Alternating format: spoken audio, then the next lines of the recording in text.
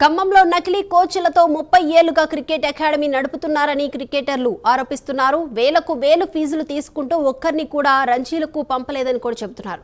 లక్షలకు లక్షలు నిధులు స్వాహా చేస్తూ ఏళ్ల తరబడి క్రికెట్ ఆటగాళ్లను మభ్యపెడుతున్న నకిలీ కోచ్లు జిల్లా స్థాయి అధికారులపై చర్యలు తీసుకోవాలని క్రికెటర్లు కోరుతున్నారు.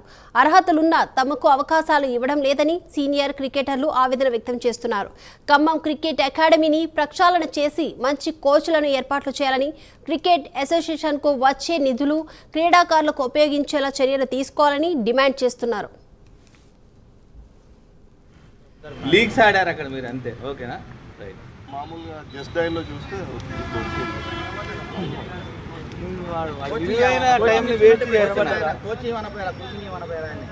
ఇక్కడ ఒక్కొక్కళ్ళు 19 స్టేట్కి నేషనల్స్ ఆడి యూనివర్సిటీలు ఆడిన పిల్లలు ఉన్నారు.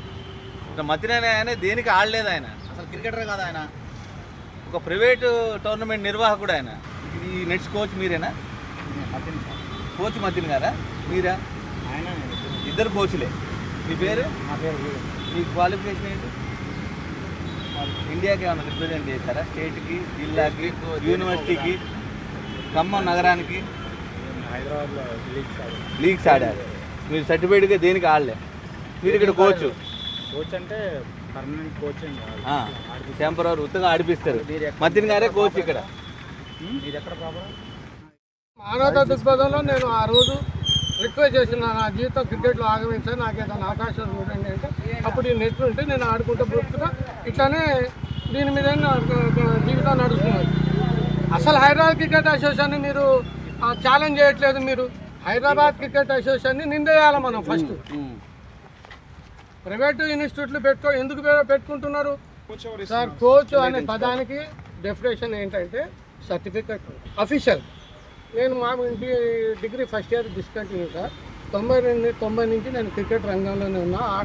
ఆర్గనైజేషన్ చేసుకుంటూ ఇట్లా నేను మామూలుగా నేను నా దగ్గర ఆడిన వాళ్ళు నేషనల్ వరకే ఆడారండి. అంతకుముందు ఆడలేదు. 30 సంవత్సరాల హైదరాబాద్ క్రికెట్ అసోసియేషన్ చరిత్రలో ఇంత మట్టికి ఇద్దరు ఆడారు రంజీ ట్రోఫీ. జిల్లా సెక్రటరీ 30 సంవత్సరాలని అక్కడ ఒక్కడే ఉంటున్నాడు. హైదరాబాద్ క్రికెట్ అసోసియేషన్లో జరుగుతున్నటువంటి మోసాలు, అన్యాయాలపై ఖమ్మం జిల్లా క్రికెట్ అసోసియేషన్ తరఫున ఖమ్మంలో ఉన్నటువంటి సీనియర్ క్రికెటర్లు, బాధిత క్రికెటర్లు అందరూ కూడా ఇలా ఖమ్మం సర్దార్ పటేల్ స్టేడియంలో అందరం కూడా ప్రెస్ నోటు ఇవ్వడానికి ప్రెస్ పాత్రికేయ మిత్రులందరూ కూడా పిలవడం జరిగింది. హెచ్సిఏ తరఫున ఉమ్మడి ఖమ్మం జిల్లా విడిపోయిన తర్వాత ఖమ్మం జిల్లానికి పెత్తందారిని నేనే అంటూ 16 లక్షలు అతనికి చేకూరు వెంకట అనే వ్యక్తికి నేను ఇచ్చి ఈ పదవిని కొనుక్కున్నానంటూ ఇక్కడ